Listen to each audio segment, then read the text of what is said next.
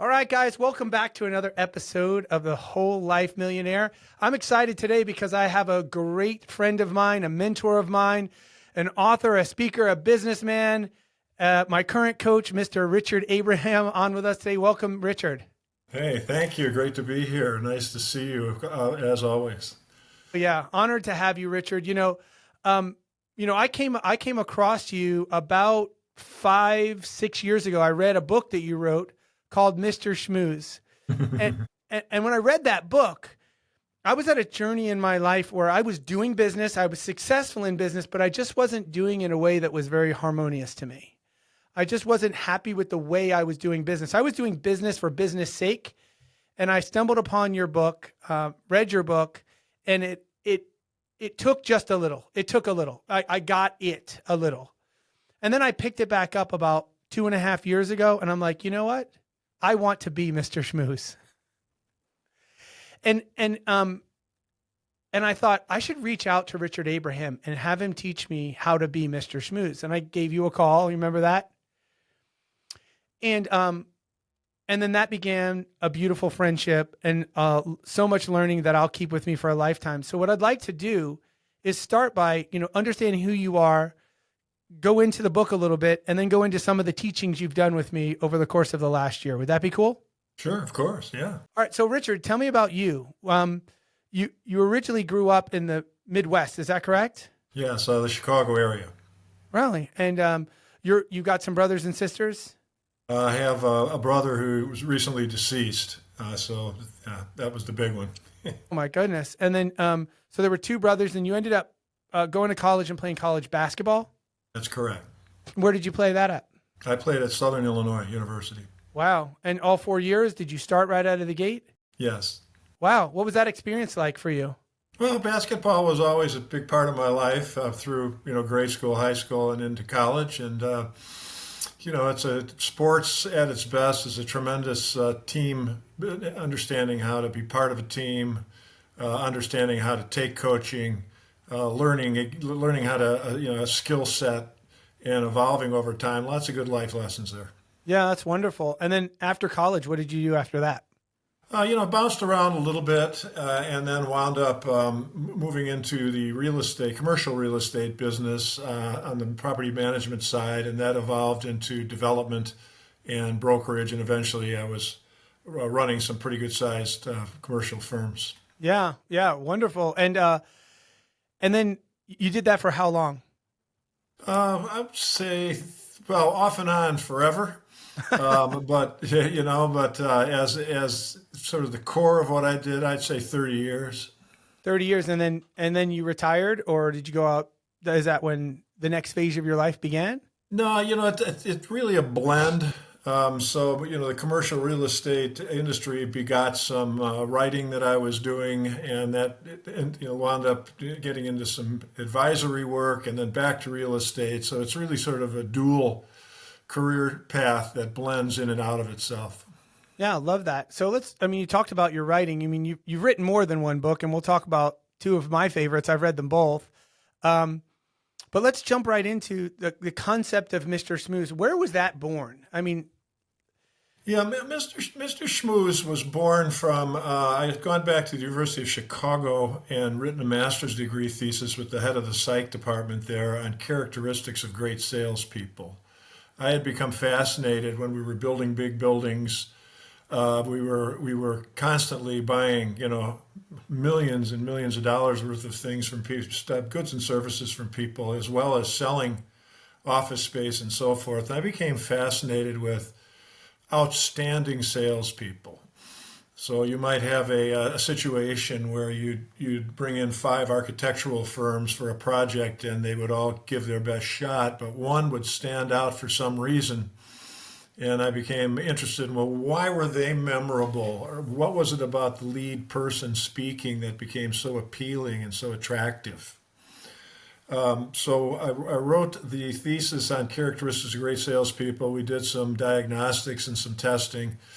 And then I became ever more interested in the part of that study that was about how some of these really charismatic people can seem to evoke trust almost immediately, turn on the other people, and transmit positive energy so that whatever mood the person was or the people were that were encountering this special person, that mood was lifted.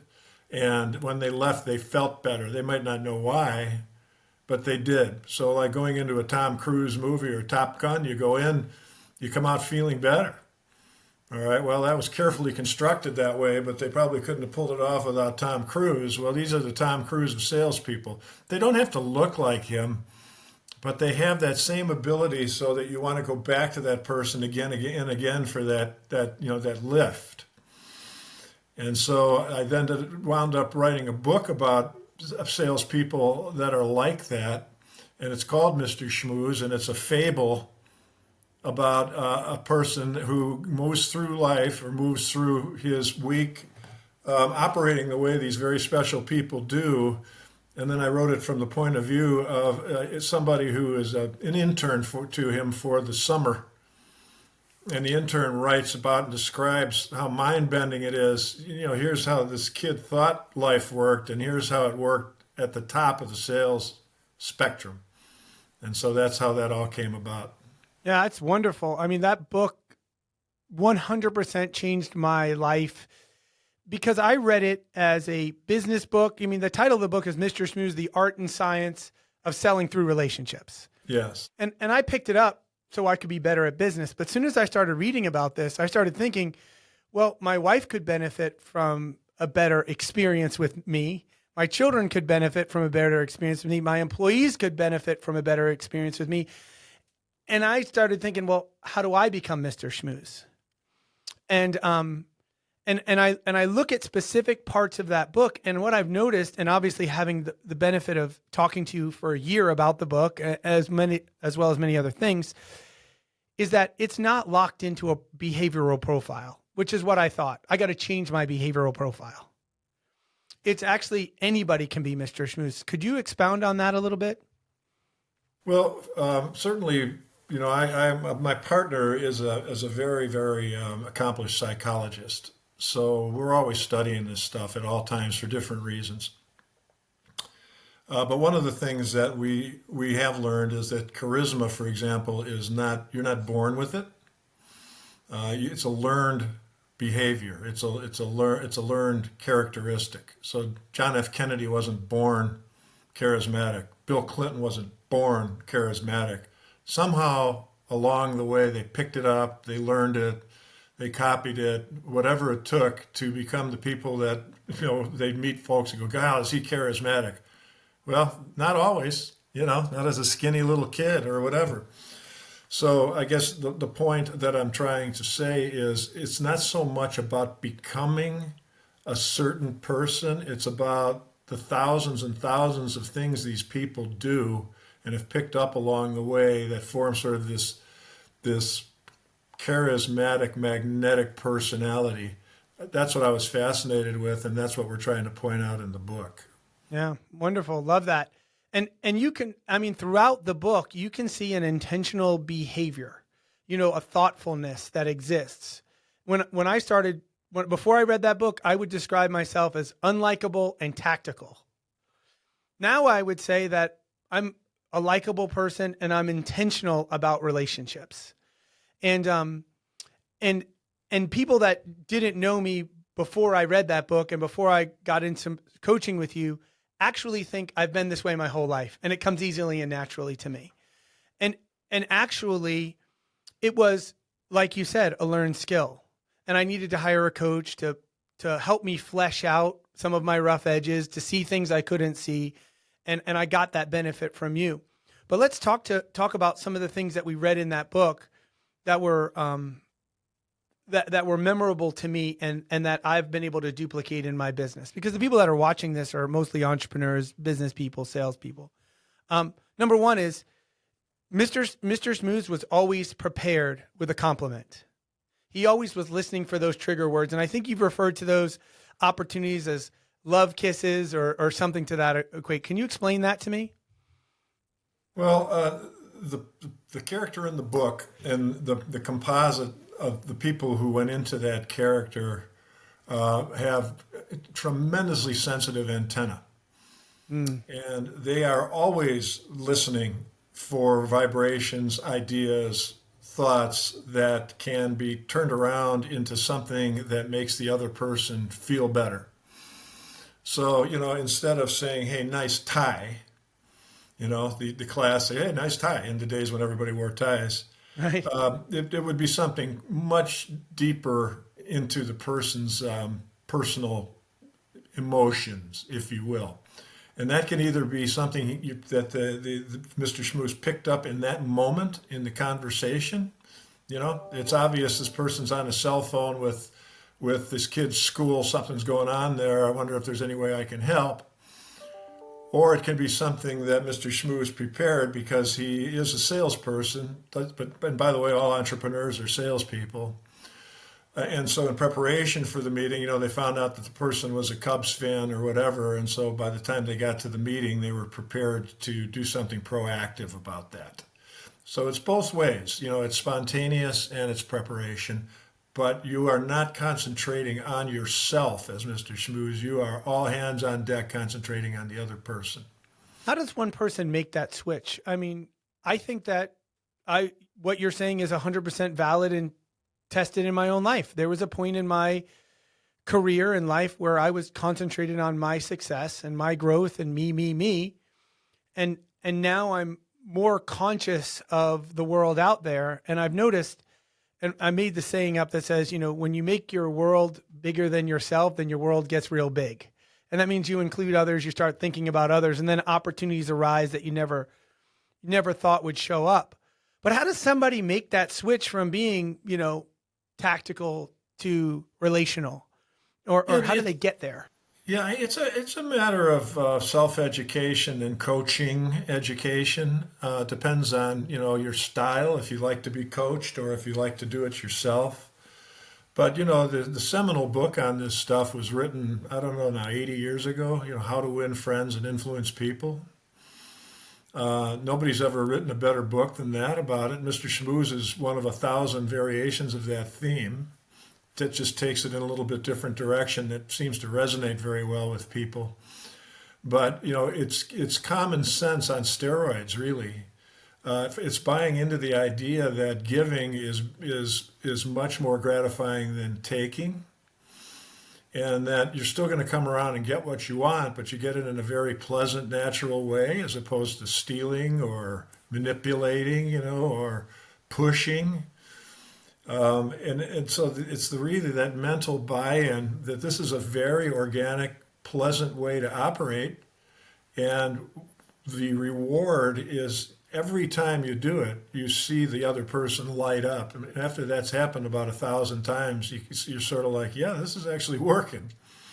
It's an addictive thing for me. I mean, I literally find myself now not in a sales environment just doing those things because it just makes me feel good. It lights me up to do it, to see people have a breath of fresh air into their lives, that to breathe life into someone, to speak to them in a way that just generates joy in their life. It brings me joy as opposed to being mission focused. Let's grab a pen here. Yeah, go ahead. I think that's really the point. Everything we do in human beings do at some level is going to be in your own self-interest. So people say, oh, well, a guy like Mr. Shmooze, he's just manipulating other people to get what he wants. And the answer is, so what? I mean, the idea is actually just trying to get a win-win situation, right? So if it makes me feel good to give something to you, whether it's something physical or something intellectual, if that makes me feel good, what's wrong with that? It's like, who's the victim here? And would you rather operate that way or be, a super competitive person who has no friends? So that's the way I look at it. Yeah, that's beautiful. And when you talk about this idea of giving for a living, one of the terms that I've read in other books is this law of reciprocity. And it says, when you do something nice for someone, it gives them a deep psychological urge to do something equal or better to you. The problem with the law of reciprocity is that you don't always see a return immediately. How would you coach someone who is doing the right things or feels like they're doing the right things and they're not seeing the return right away. Yeah, I think it's the long game, as you suggested a second ago. It's really the idea that you are building a body of work over a long period of time. When you're 21, 22, coming out of college, and you're trying to compete with Dan Grieb, and you begin to do these things, and you go, well, Dan's still getting all the business. Well, of course he is. He's been doing this stuff for a long time. He's built up the relationships. And so, you're going to have to put in your time. You're going to have to put in your own spade work. But there is a blossoming effect that I've noticed.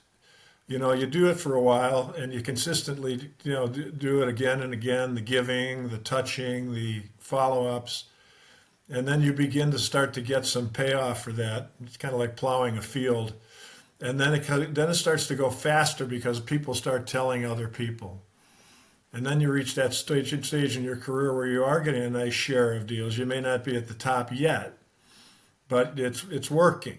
It's working. So you have to have a little faith in the process and adopt it as something natural. Yeah, love that. I mean, and I can tell you, I've focused on it for 2 years and my business has changed.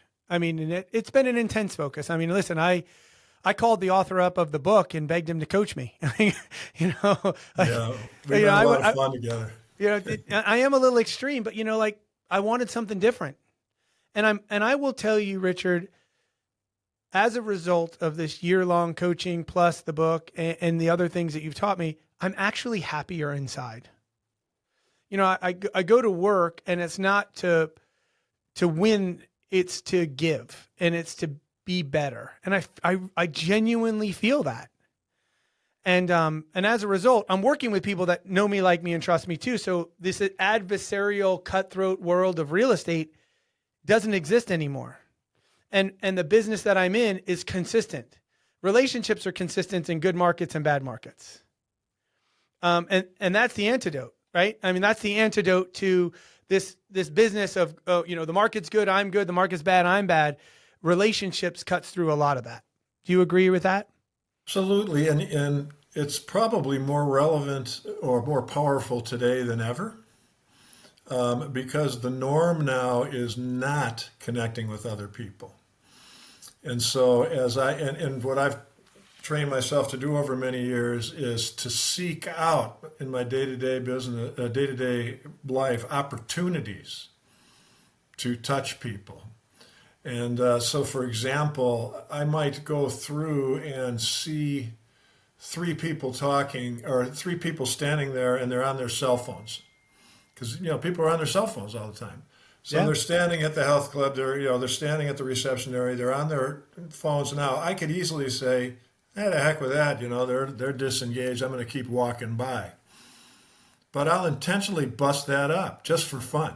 Mm-hmm. I'll walk by, hey, okay, here's the big guys here today. Okay, get the big weights ready, and so forth. And they'll all look up. Oh, ha, ha, ha. I broke the spell of the cell phone and I did my thing. And so if you can imagine that in a business context, particularly the younger people, where people are just completely, addicted to this whole, cell phone, social media thing, and you're the only one who's not, that's a big, unique advantage that you could have in your business career. Huge. Yeah. I mean, you're automatically present. Yeah.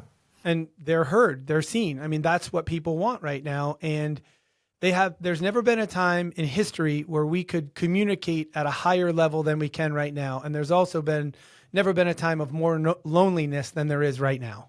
Exactly right. The lack of intimacy in social interaction right now is incredibly discouraging. But on the other hand, a monster opportunity for anybody who wants to adopt, ways to become intimate with people who desperately need it. They just don't know they need it. Yeah, that's true. That's true. I mean, and again, it's food for your soul as well. Yes. Now, one of the big takeaways from Mr. Shmooze for me was the concept of elevation. Can you explain what that was born in and your thoughts around elevation for those that may not have read the book?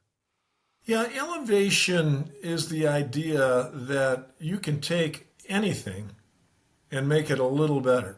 I think probably the high priestess of elevation is Martha Stewart. Mm.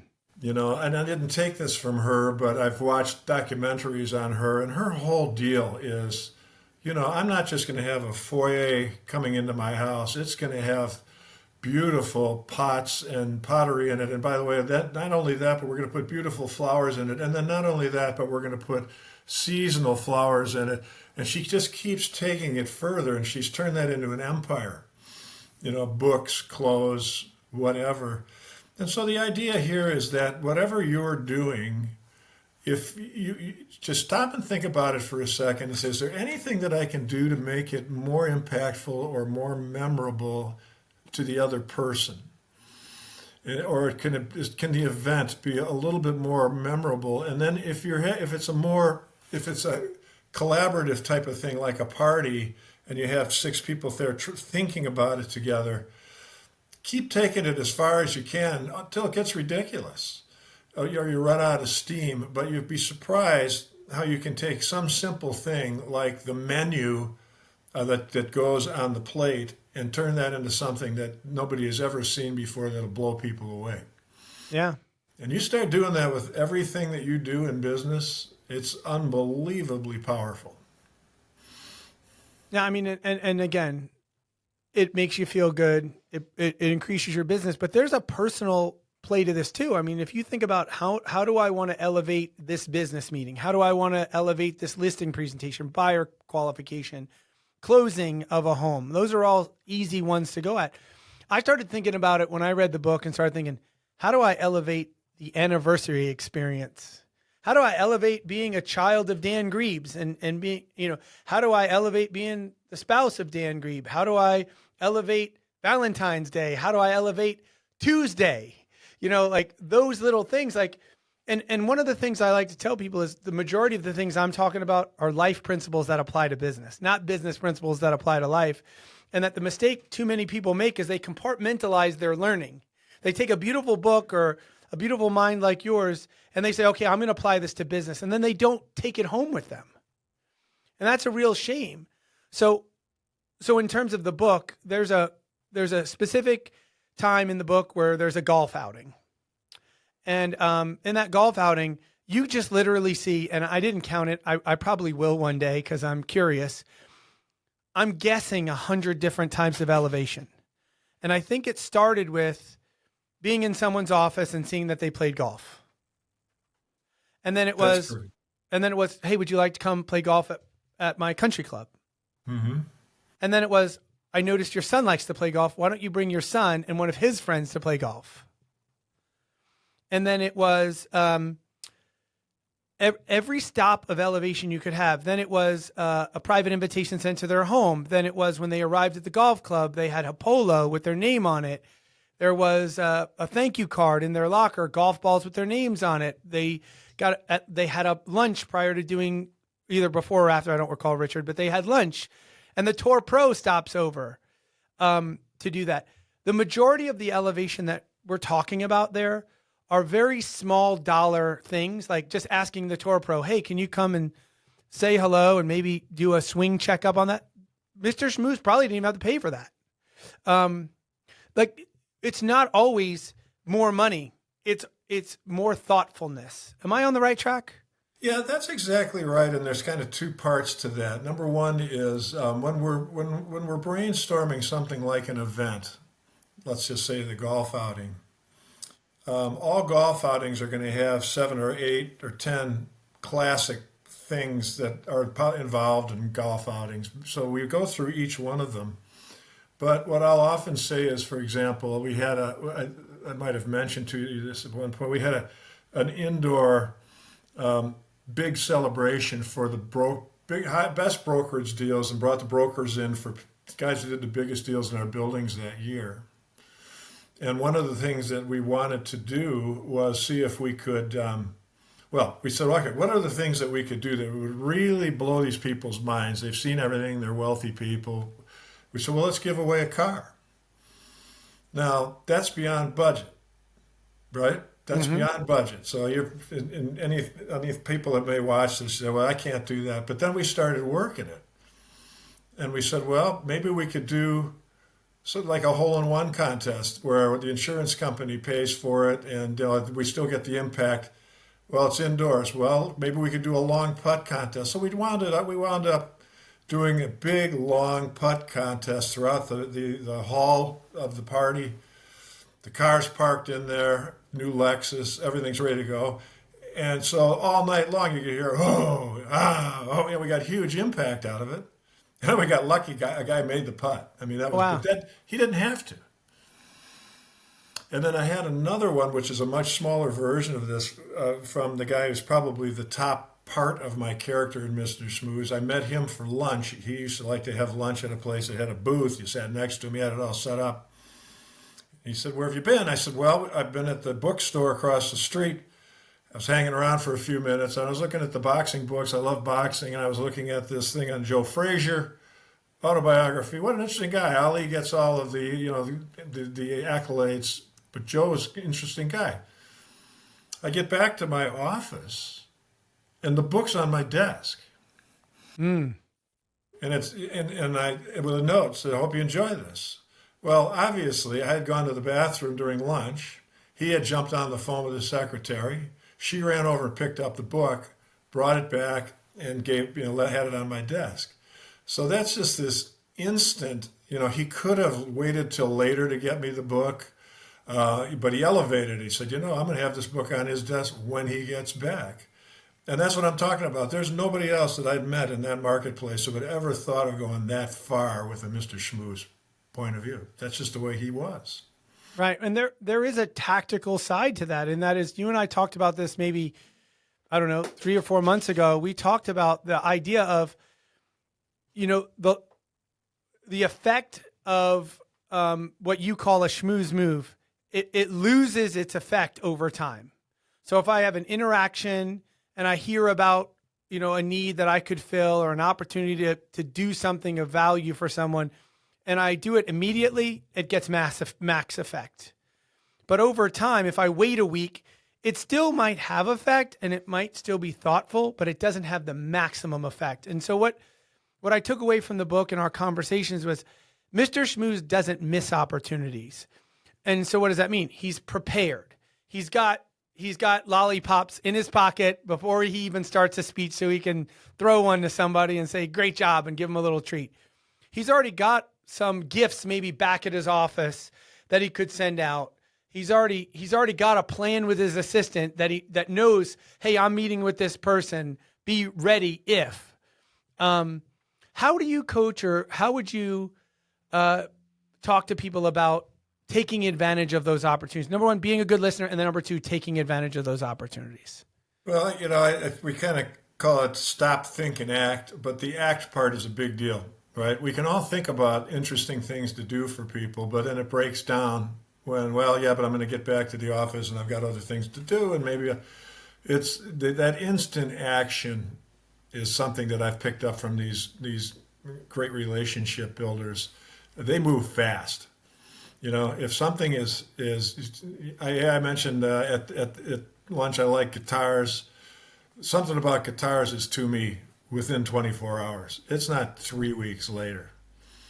And the other thing that's happening when people are operating this way is particularly in commodity type businesses or in life, is that at one point I had given this particular person most of our business in the property management field. We were a big company. And somebody said, "Well, why does he get all your business?" I said, "Because he cares more than anybody else." Mm. He just cares more than anybody else. He's so passionate. He always shows up in 2 seconds if there's a problem.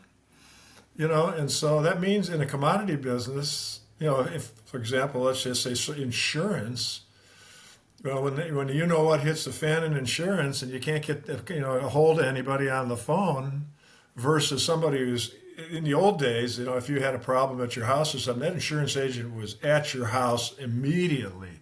Mm-hmm. That's how intimate it was. And we can learn from some of those old school routines. Yeah, well, what we know is, the old school sales techniques are more valid today than they ever were before. You and I talked about Mr. Shmooze, and I was trying to get involved and do more things with you. And I thought, wouldn't it be great if we rewrote Mr. Shmooze? And I took a couple weeks, read it, broke it all down. And what we came down to is everything that's in Mr. Shmooze is everything somebody would need to do right now. There's no, there's some Instagram stuff, and maybe you could send a text message that he doesn't do in that book. But at the end of the day, thoughtfulness matters, action matters, listening matters, caring matters. And that was the lesson that I needed to learn right out of the gate. I think too is, and I think you and I have talked about this, is that part of that listening is being in the moment. You know, we are all so busy thinking about the next hour or the next day. And one thing that I use as I talk to groups, sometime I'll use as an example, and I'll use it with you in real time here, is if you could think about right now one person in history or in today's world, or a celebrity or politician, whatever, that you would love to meet. Could you name one? Yes. Who would that be? Well, today I'd like to meet Donald Trump. Okay. So let's just say you got a call from Trump's office and they say, he's heard about you, he's coming through town, he wants to have a cup of coffee with you tomorrow. I mean, would you be excited? Absolutely. Okay. Would you begin to prepare? Absolutely. Okay. And when you got there, would you be on your like super duper highest best behavior? Absolutely. Is that the way you greet your wife every morning? Nope. And that's the thing. She's more important than he is. Mm-hmm. She's more important than he'll ever be. Mm-hmm. But our mind plays tricks on us. It takes us out of the moment. And it's so there you are, you know, rolling over or meeting for coffee, the most important person of your life, and you're acting like they're just, you know, whatever. You should be treating them like Donald Trump. That's right. And maybe we can't rise to that occasion every day, but we ought to muster that kind of excitement. We ought to think about the kind of the importance of it and the passion, and then elevate that moment to at least a level that's more than walking right by, not even thinking about it as you're going to work. So we really have to get into the moment, and then every person that we're with is getting that Donald Trump attention, or at least that passion. From their side, they're like, whoa, wow, Dan really likes me. Dan really appreciates me. Dan loves me. But we blow by those moments. We just blow by them, and that's a mistake. Absolutely. And I get that, and I'm convicted of it. I think that I do a good job of kissing my wife before I go to work every day and telling her I love her. She's usually still in bed. But the reality here is, have I elevated past that, or am I now in the normal doing the same thing I've always done? And I wouldn't do that if it was a first date with her. So I feel that. I receive that coaching immediately. I'm going to do something about it. And we take it on to other people, you know. What if you were meeting the Queen of England? Well, you are. You know, this is a client that's coming in right now, or you're going to meet right now, and we have to muster that. And even if we blow people away a little bit, so what? They love it, and your competitors don't do it. So you're going to stand out every time. You can't love them enough. Love that. You know, when we were talking, I want to speak to two specific lessons you taught me. And number one, and I'm going to start you down the path and I want you to finish it. It was, I said, I want to be Mr. Shmooze. And you started to ask me these questions about, Dan, has anyone ever said in your life that you've changed their life? Do you remember that conversation? Yes. Yeah. Keep going though. And then, and you said, well, Dan, you stand in two positions right now in your life. You can change people's lives, or you can be likable. Which one are you going to choose? And I said, well, I'd want to change people's lives. He said, then stop thinking that you're broken, and just be more thoughtful of people, and be more conscious of that, and don't miss out on the moments. But don't think you need to be Mr. Shmooze. Be the best Dan you can be, not the best Mr. Shmooze you can be. Tell me about that. Well, the character in the book, again, is crafted after a number of these, not a huge number, but a number of these folks who do operate the way he operates in the book. Mm-hmm. And he is Mr. Likeable, right? He's the guy that when he walks into the party starts. Right. He's the guy, hey, Dan's here. All right. You know, just sitting in a bar with four people. Now you know it's time to rock and roll, have fun. So that's his persona, but that doesn't have to be everybody's persona. You know, you can be bigger in life than life in a number of different ways. You can do it as being very thoughtful and smart. Some people, their style is not to say too much, but when they say something, it really means something. Yep. You know, if you're in a position of leadership as opposed to being in a position of let's say, new business development, you might have to be more careful, you know, about how you are elevating your relationships with your people versus how you elevate your relationships with your with your customers or your prospects. So what we're trying to say in the book is, you know, these principles that this fellow in the book are following are universal principles, but they sort of have to be assimilated by you in your own style. We're not asking anybody to be who they're not, because that's inauthentic, and that blows the whole Mr. Shmooze thing to bits. Oh, love that. A lot of wisdom right there. And I'll tell you what, like that was for me, I came into the book thinking I was unlikable, into our conversations thinking I was unlikable, with this desire to be likable. So I needed to change. And I remember the words I used was, Richard, I need to become Mr. Shmooze. And you I think you gave me a minute and laughed like you did there and said, okay. And then you asked a bunch of questions because you're very thoughtful enough to ask questions and let the other person find the answer instead of just saying, you're wrong. The second big lesson that I learned from you that I thought was fantastic, it's a very simple lesson. And you said, Dan, if you want people to like you, just greet them like your dog greets you when you come home. Yeah, that came right out of How to Win Friends and Influence People. You know, I mean, that's directly out of that book. And he says that. He says it's pretty simple, you know. Just when you come through the door and that dog greets you like it's the first time you've been together in 2 years, and you did that with everybody that you greeted, watch out. Watch what will happen. And so it's, and some of the natural Mr. Shmooze guys actually do that. Mm-hmm. You know, they come up, hey, Richard Abraham, how are you? Big hug. And you know the guys who are the huggers, you know, and sometimes you get it's sort of half and half, you're not sure. But the huggers, those guys come in and everybody's ready for the big back slap and hug, you know. Yeah. So that kind of energy is what we're talking about, the sort of energy and the love, unconditional love that a pet may give you when you walk in the door. If you could just turn around and not simulate, but actually express that with people more often, it's a no-brainer. Right, and I will tell you, because you know me, I like to work from models and systems and like to break things down and follow a plan to it. I started going home and studying my dog. I started trying to walk away and see what happens. Like I'm ignoring you, and he would follow me. I didn't say goodbye to my dog, and then left, and then came back hours later, and he greeted me like I didn't do that. I would go and have a minor interaction with my dog, like pet him, and he goes to what we call his place, which is near our couch, where he stands up on the top of our couch where he's tall enough where I can kind of be right there with him. And I started to pet him a little bit, and then I tried to walk away. He followed me. Like, you haven't properly greeted me, and I haven't told you how important you are to me yet, Dan. So we're not done. And I think about that. My dog was not concerned about being awkward. My dog was not concerned about how he looked in the moment. My dog was concerned about how I felt, and that I was properly greeted, and that I felt loved in that moment. And I started thinking wow, I could have saved a lot of money if I'd have just hired my dog to coach me instead of Richard Abraham. No, I'm just kidding. But I challenge everyone, to look at that and say, how do I greet people like that?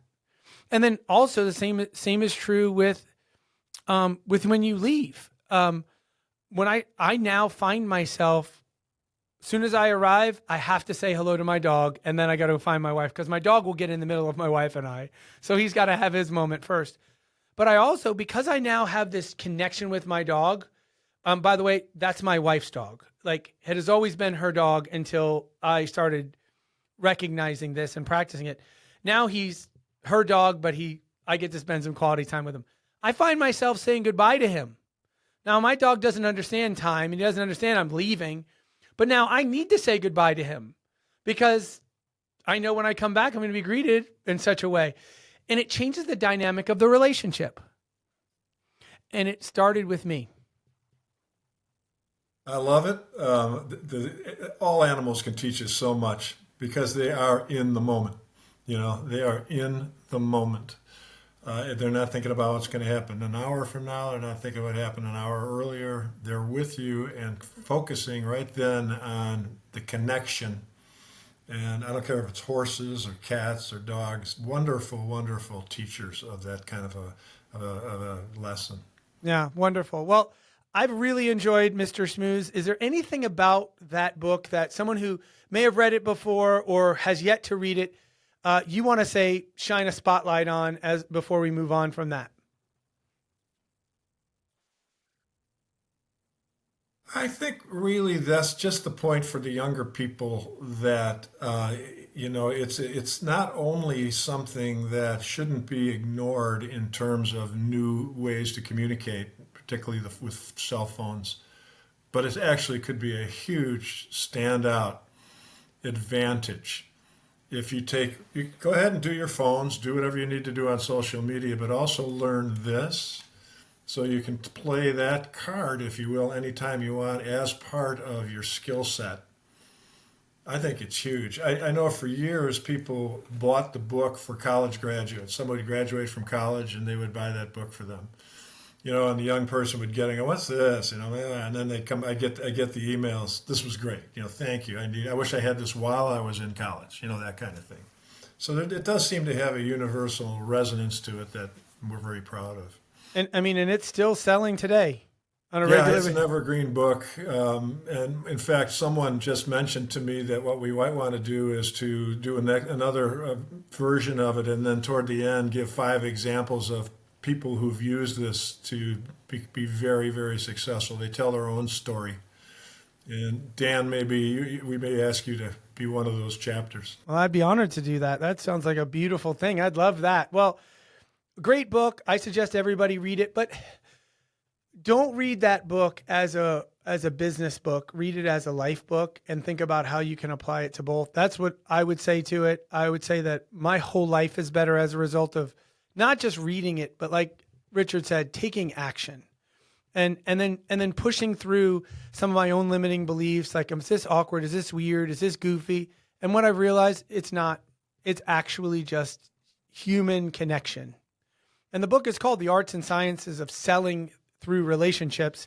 And every relationship in my life is better as I went deep into that.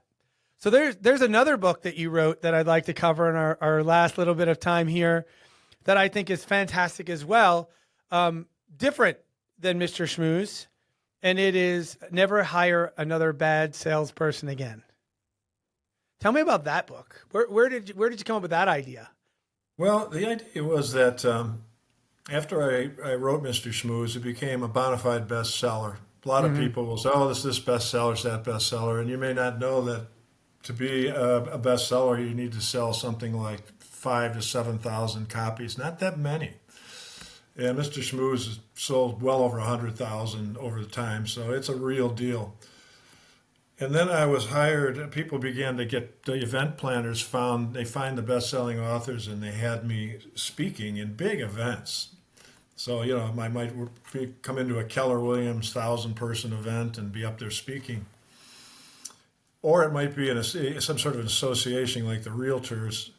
And then people would come up and say, we love this character so much, would you please come into our offices and make everybody Mr. Shmooze? And, at that stage of my own growth, I thought, yeah, sure, I'll do that. So I'd roll in and start to begin some coaching and training. And then I would realize, let's just say it's an office that you were running. I'd come back to you and say, Dan, I've been doing this a while, got a lot of research behind it. And, you've got 30 people here. 4 of them don't need me. They're going to do this stuff no matter what. I've got some that I can get back. I can make them A players. The rest of them really shouldn't be selling. They're not going to make it. Wow. They don't have the right stuff. Mm-hmm.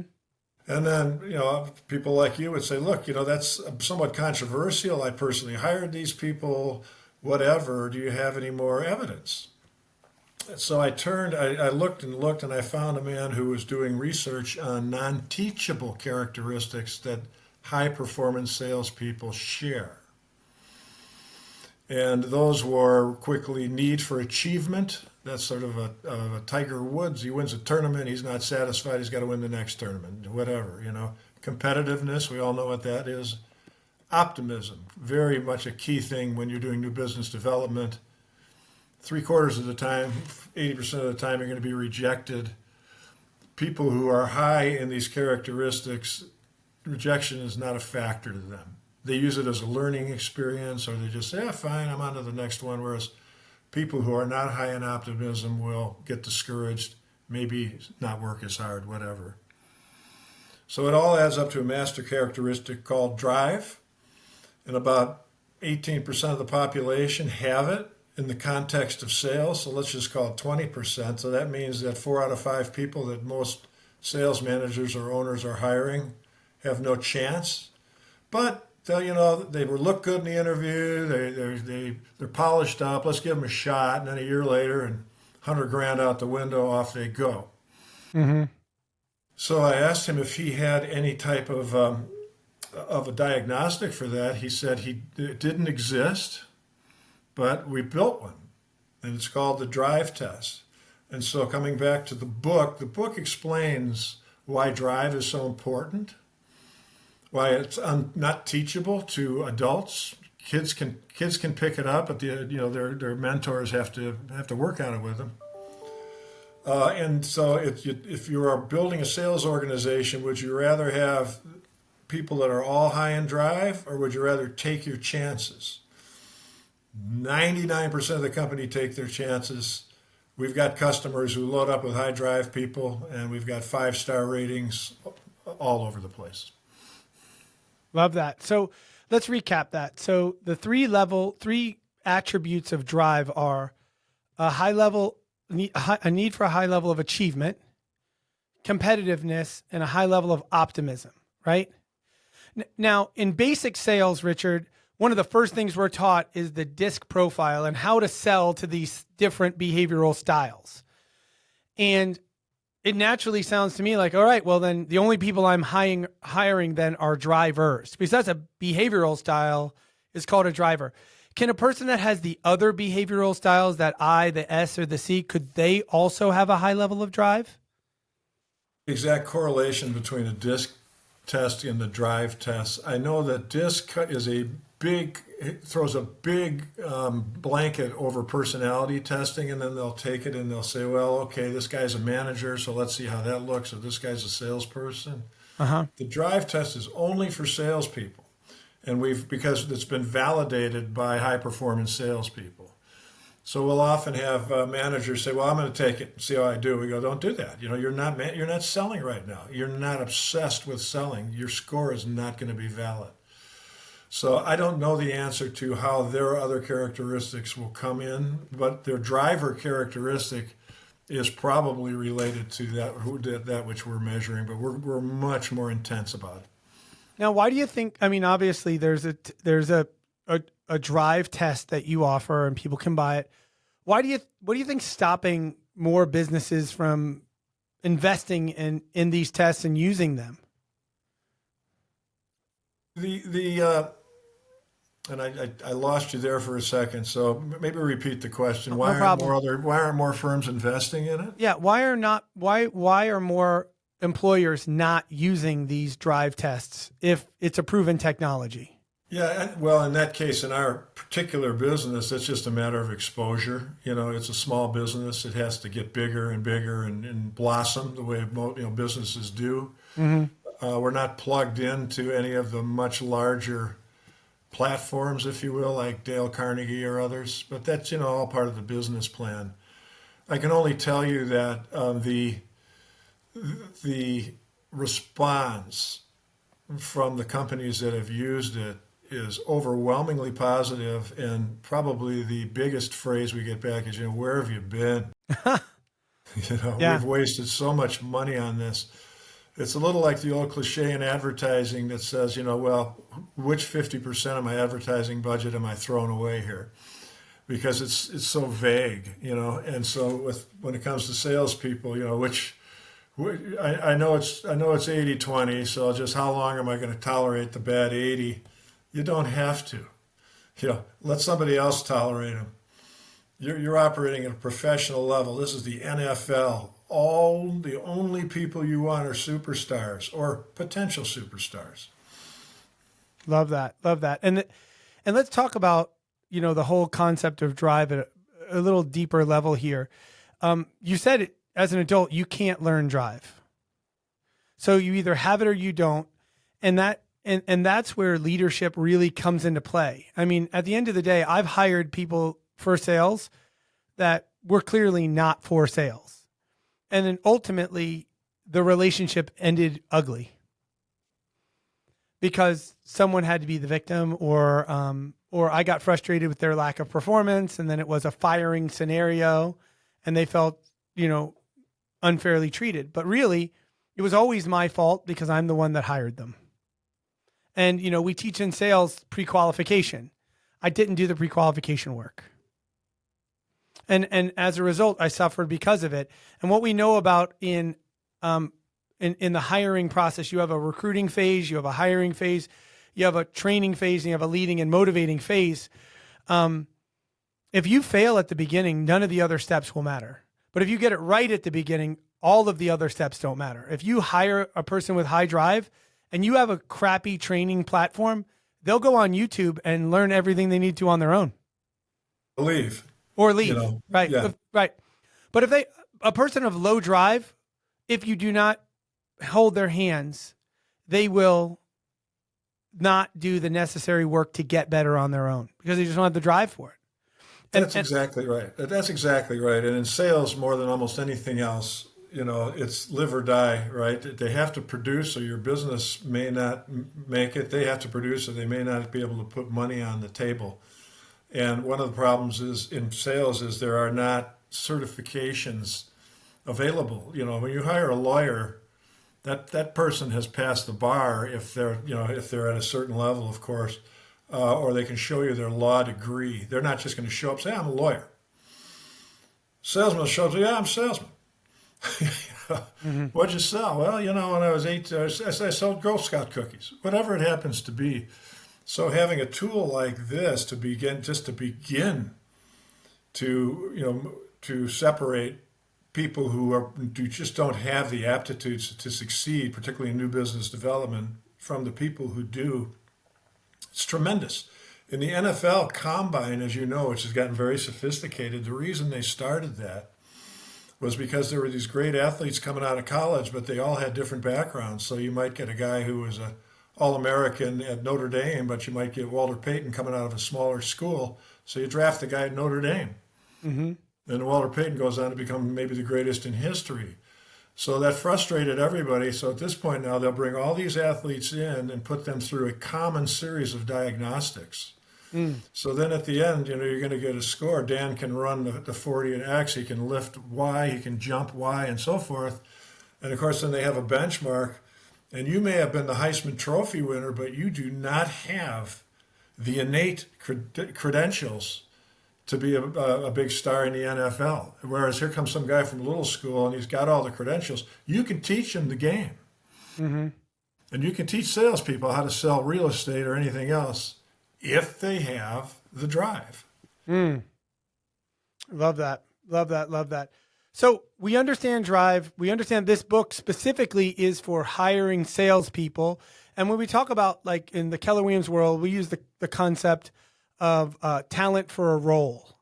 And like, this is not for administrative people. This is not for management people. This is specifically for sales. And if I know you, Richard, you and your team have dug into the science of this, not just philosophical, what makes a great salesperson. And could you? This is hard data, that our psychologist has done the research on. There's about 80 years worth of data out there. He's looked at a lot of it. The insurance companies used to do it and so forth. And this drive correlation is very strong. Again, assuming that the salesperson is coming into a situation where the manager knows what to do with a high drive salesperson. We spend some time talking about, okay, God bless you, you found one. They're hard to find. That's one of the reasons, by the way, you asked why don't everybody doesn't use it? Because they're testing and they're looking and they're trying and they can't find somebody, and they finally say, I'm just going to have to compromise. Wow. Boy, what a terrible mistake that is. But who knows what situation they're in? They want to get somebody out there. So then, let's say it's you, Dan, and you're a master salesperson. You say, all right, I got to get somebody up in that Northeast territory. All right, I'm going to take Richard, and I'm just going to sit on him. I'm going to teach him my method. I'm going to spend hours and hours and hours with him. Well, you're costing your company so much time and money. The best thing is find that high driver and then know how to motivate high drive individuals. Okay. And as we kind of wrap this up, tell me, how do you motivate a high drive individual? High drive, you can kind of take a look at the keys from the test itself. They love competition. And so you can set up, competition in the office, weekly things, and so forth. They love to be around other high drivers. Mm-hmm. So that if you're a high driver and you're in office with people who are not, you're not going to hang out with those people. You're going to go find something else to do. So those are two big motivators right there. It's, by the way, in our studies, it's not money. Money is a way they keep score, but as Michael Jordan once said, I would have played for nothing. Wow. So the money is there, and of course, but that's really more, hey, Dan, what'd you do? So I did 10,000, so I did 8,000. It's really kind of back to the whole competitor deal. Love that. Well, I mean, we've talked about a lot of topics, and we're going to keep this to an hour. And the next few minutes we have, Richard, what I want to do is talk about the third thing you and I talk about. And this is some of your just general practices and views on life. Because I didn't have a lot of, father and role models in my life, I'm constantly asking you how you view life at your stage in the game. And the things that impact me the most that I would love for you to just expand on for the audience here is like your daily morning routine and your journaling and how you find ways to find beauty in the morning. Can you walk us through that? Yeah, as you get older, certainly a sense of mortality begins to creep up. And you have to start to think about, okay, am I spending each moment, with the way I want to? Or am I wasting time? And one of the things that I like to consider to be valuable is to get up early in the morning. I usually get up around 5:30, and I jump out of bed. And the reason I jump out of bed is because I thank the Lord for giving me another healthy day. Because at my point now, all of us have had some part of our life that wasn't healthy. You got put in the hospital for some appendix, whatever. It's miserable. So you get a day now that's a free day, right? And you go, oh my God, everything's working. I feel great and so forth. So I love to, just do a shout out. Because you know what? Someday I'm going to wake up and I'm going to go, what's that? And then you're off into a different path. So this wonderful path that I'm on now is something to celebrate, And then I take that through the morning and I do some journaling along those lines and just write down things that I'm thankful for, or I'll take a long walk. And then as I make the rounds, a couple of things that I'm trying to mentor people on, whether they work for me or I'm coaching them and so forth. Number one, and this is in no particular order, really is the action habit. There's a company out there called Giftology. Have you heard of them? Okay. And I used to know, and I lost track of them, but I knew their founder, and then he had died not too long ago. Shock deal. So I was thinking about it for a while. I said, who's running that place now? So I found out, because I think there's, between Mr. Shmooze and Giftology, there's got to be some ways to do some things together. And then at that moment, I picked up the phone and called the guy out of nowhere. I didn't put it on my list. I called him. And I got it. And we're cooking. And I'm trying to teach that to people. The action part of it, we all have good intentions. If I'm going to get, and I'll keep that a line item thing, and I got a sort of an action folder here, or just a sheets of paper. I'll go, all right, 7 o'clock call with Dan right now. It's not down the list right now. Great, done. Okay. Feed the dogs. Boom. Try not to build up those barnacles. I've got 27 things to do today. No, you don't. You got one thing to do right now. And then the 27 get done. So yes, on the right side of my sheet, I'll put my list. I got to work on taxes. I got to do, but I'm not looking at that. I'm looking at the next thing to do. I've got a friend of mine named Dan who puts a timer on his desk and says, all right, I got 3 minutes to talk to this guy, and then I'm getting off. I just wrote that down this morning. I like that. Yeah, I love it. Love it. Well, Richard, the last question that I want to ask, and kind of as we wrap up here, is we talked at the beginning about this book, Mr. Shmooze, the arts and sciences of selling through relationships. And that sounds to me like a very likable, kind, giving person. And then we talk about never hire another bad salesperson again, and this high drive person. That doesn't sound like Mr. Shmooze. So I'm thinking that somebody that might listen to this might think, does Mr. Shmooze have drive? Absolutely. Yeah, absolutely. He does have drive. There's nothing in the never hire a bad salesperson again or high drive philosophy that says you have to be to be more highly driven. You have to do something to make other people unhappy. That's not the point. It's all about you summoning the energy yourself from what you've trained yourself to do. Let's put it this way: a bully, right? Mm-hmm.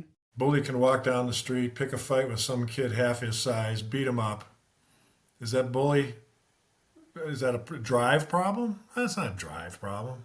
That's a behavioral issue that's coming from somewhere else. Mm-hmm. The kid who's got 3 lawnmower jobs or has a lawnmower business, he might be a skinny little kid, but he's high in drive. Mm-hmm. So I don't see the correlation between drive and living a really positive life. I love that. I mean, I'll tell you that I believe I have high drive. I took the test and validated there. And I've lived a non-positive life, and I live a positive life now, and I'll take this life every day and twice on Sunday. I'm so grateful for the connections and relationships I've made once I chose to focus on them. And then I was able to turn my business into, instead of being this transactional thing, into this thing where I get to improve my life and the lives of others through selling real estate and through leadership coaching or whatever I'm doing. And it's been the blessing of, the last 5 years of my life. And I hope that other people will take away from these lessons the things that I have too. So Richard, on behalf of myself, my audience, my producer, Danny here, thank you so much for taking the time to be here with us today. Thank you for dropping so much wisdom. We are going to leave a link to the book Drive, a link to Mr. Shmooze, and a link to the Drive test in the show notes. So if people wanted to access them, they could do that. But if they wanted to reach out to you, Mr. Abraham, is there a way that they could do that? Sure. Email is always the best. And all right, perfect. Maybe you can post that too, or I can tell you what it is, whatever you want to do. Nope, we'll post that in the show notes as well, and we'll go from there. And guys, thank you so much. The concept of this podcast is Whole Life Millionaire, and everyone's a millionaire at something. Mr. Abraham is a millionaire at relationships, at communication, at leadership, at coaching, at so many things, but we're all a millionaire at something. So as you tap into this, I want you to recognize that this is not about, making more money or living a specific kind of life, but living a whole life as a millionaire. And that's, I think, what Mr. Shmooze did. And I'm so glad that we got a chance to interview the author of that amazing book, and now to follow up with Never Hire Another Bad Salesperson Again. Thank you, Richard. It's an honor to have you. God bless you. See ya. Privilege. Bye. Bye. Wonderful.